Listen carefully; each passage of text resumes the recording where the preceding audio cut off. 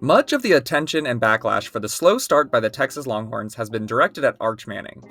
But how much blame should Steve Sarkisian be credited with? Is he a part of the problem? In this video, I'm going to highlight how Steve Sarkisian, aka 7-Win Steve, is responsible for more of the offensive issues than most people think. And stay around until the end to see how the drop-off didn't just start with Arch, but actually began a few years ago. But before we begin, if you like fact-filled Sooner content, please like, subscribe, and hit the notification bell. The career of Steve Sarkisian presents one of modern college football's most compelling dualities. On one side stands the offensive savant, a key architect of the dynastic University of Southern California, teams under Pete Carroll, and the mastermind behind Alabama's record-shattering 2020 National Championship offense. He is the quarterback whisperer who has tutored Heisman Trophy winners and multiple first-round NFL draft picks. On the other side is the head coach whose record, for a significant portion of his career, has been defined by mediocrity, inconsistency, and a dramatic public flameout at USC. Prior to the full-fledged emergence of quarterback Quinn Ewers at the University of Texas, Sarkisian's head coaching record stood at a pedestrian 51-42, a winning percentage of just 55%. The history frames the central question of this analysis. Is Steve Sarkisian's recent meteoric success at Texas, marked by 2 consecutive college football playoff appearances and a conference championship, the culmination of a coach who has finally actualized his full potential? Or is it an outlier, an anomaly directly tethered to the presence of a talent at quarterback? The current 2025 season serves as a critical, real-time test of this hypothesis. After entering the season with a historic #1 preseason ranking for the first time in program history, the Longhorns have stumbled to a 3-2 start, igniting fears of a regression to the mean that has defined much of Sarkisian's head coaching career. In 2009, Steve Sarkisian was handed the keys to a program in ruins. The University of Washington football team he inherited was not merely struggling, it had hit rock bottom. The Huskies were coming off a winless 0-12 season, the first in the history of the Pac-10, and had only won 12 total games in the preceding 5 seasons. This context is a critical mitigating factor when assessing his final 34-29 record in Seattle. He was not tasked with maintaining excellence, but with a complete and total reclamation. The initial returns were promising. In his first season, he guided the Huskies to a 5-7 record, a 5-win improvement that included an upset of his former team, number 3 ranked USC. The offense showed immediate signs of life, averaging 26.1 points per game, a dramatic improvement for a program that had been lifeless. He followed this by leading Washington to 4 consecutive bowl games, breaking a long postseason drought. However, a deeper look at the year-by-year data reveals a program that, while successfully resurrected from the dead, struggled with inconsistency and ultimately hit a ceiling. After reaching a bowl game in 2010 with a 7-6 record, the team posted identical 7-6 records in 2011 and 2012, earning him the title 7-Win Steve. The offensive performance during this period was a roller coaster, as shown in the table here.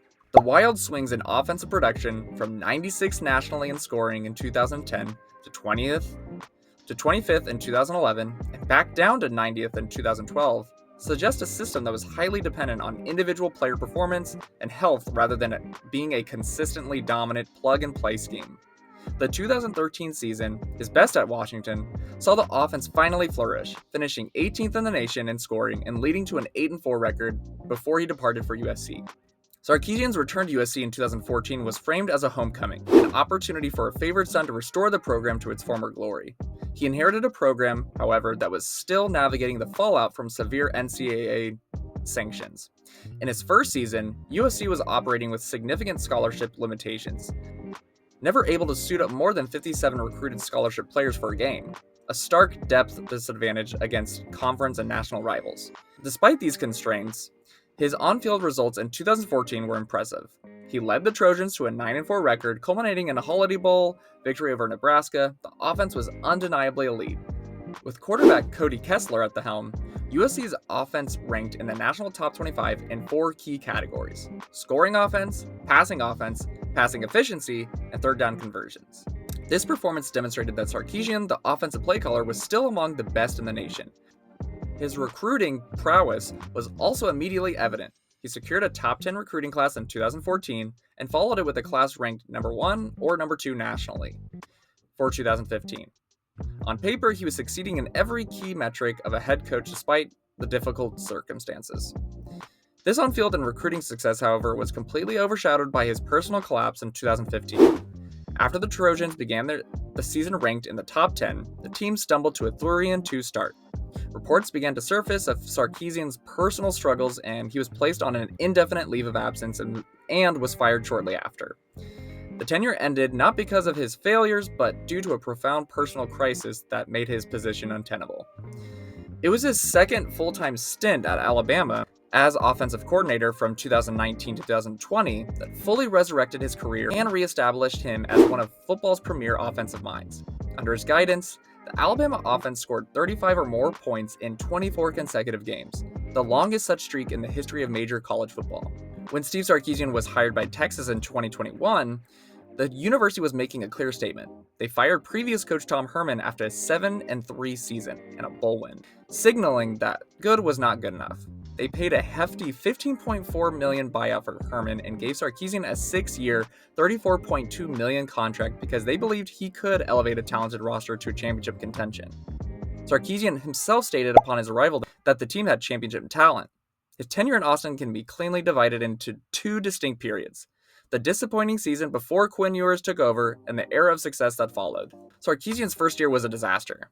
After a promising 4-1 start that saw the team climb to number 15 in the AP poll, the Longhorns collapsed, losing 6 consecutive games, a streak the program had not endured since 1956.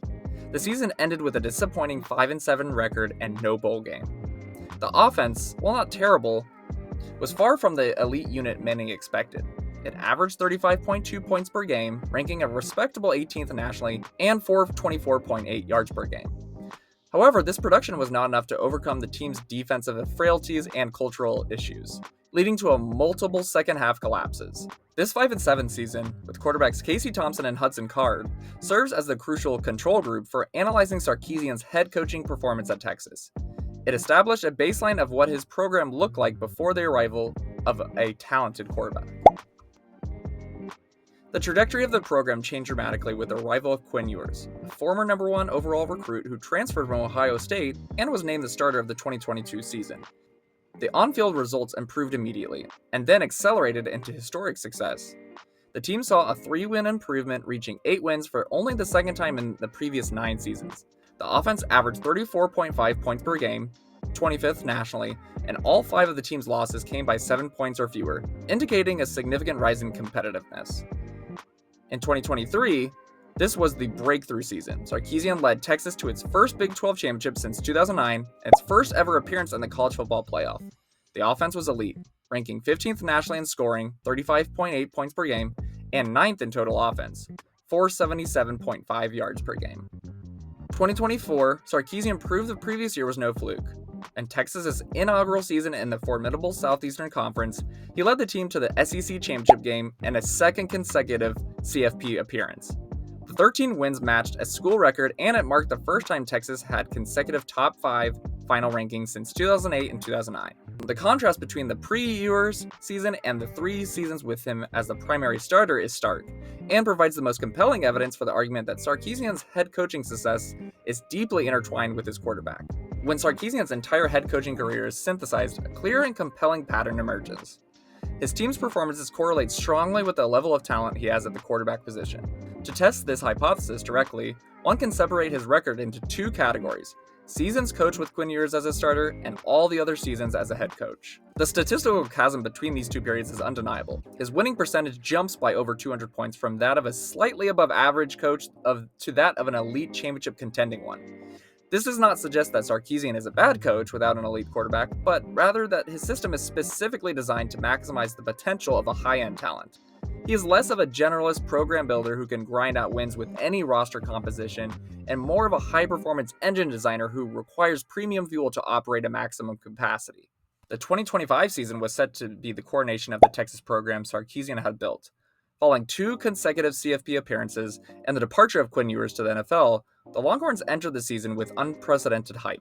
For the first time in program history, Texas was ranked number 1 in both the preseason AP and Coaches Bowl. The excitement was fueled by the ascension of Arch Manning, another heralded quarterback prospect to the starting role. This hype quickly collided with the harsh reality. The Longhorns stumbled out of the gate to a 3-2 record, including losses in their two toughest early season matchups against number 3 Ohio State and on the road at Florida. The losses themselves were less concerning than the manner in which they occurred. The offense expected to be a juggernaut sputtered. Early in the SEC season, the unit's performance in critical situations was alarming, with reports indicating they ranked at or near the bottom of the conference in several key categories. The biggest story is PPA. The huge drops in PPA across the board, minus 23% overall, minus 33% for passing, and minus 46% for rushing, are the ultimate indictment of the offense. PPA, predicted points added, is the best measure of how much a play contributes to the scoreboard. This decline shows that, on a play-by-play basis, the 2025 offense is significantly less effective at getting closer to scoring points than the 2024 version was. Now, you may be wondering, couldn't this all be because of Arch Manning's mediocre play, or because Hudson Card and Casey Thompson aren't elite quarterbacks, and perhaps Quinn Ewers is better than most people thought? And some of that is true. However, some of the decline occurred prior to Arch Manning taking over and during Quinn Ewers' tenure. Here's a look at some of the metrics we've seen in decline in the past few years. Let's take a look at the drop in overall PPA. This is arguably the most critical metric, measuring the per-play efficiency of the offense. There has been a steep, continuous decline from a highly elite level in 2023. This shows the offense is generating significantly less value with each snap. Next, success rate. There has been a steady drop from 2023 to 2025, meaning the offense is finding itself in more difficult situations, or third and longs, more often. Explosiveness, the ability to generate big plays, is also on a downward trend. A less explosive offense has to work much harder to score, requiring long, methodical drives, as the declining success rate shows, have become more difficult for them to sustain. Lastly, points per opportunity. This metric reveals how well a team finishes its drives. The consistent decline shows that even when Texas gets into scoring position, they're becoming progressively less effective at converting those opportunities into the maximum number of points. These struggles are not just about a new quarterback adjusting to the starting role. Poor performance in situational football, third downs, and in the red zone often points to deeper systemic issues with play calling, offensive line execution, and overall team discipline. The offensive woes draw a direct and troubling parallel to the inconsistencies seen during Sarkisian's tenure at Washington. With the presence of an average to good quarterback under center, the program appears to be regressing to the mean of Sarkisian's historical performance as a head coach. A team that is good, but fundamentally flawed, but unable to compete with the nation's truly elite programs. With Quinn Ewers gone in the NFL, the system's cracks are beginning to show, and the team's performance is reverting to a well-established historical pattern. What do you think? Do you believe Steve Sarkisian should be getting more blame than he already is? Let me know what you think in the comments below. Don't forget to like, subscribe, and hit the notification bell. Thanks for watching. We'll see you next time. Boomer.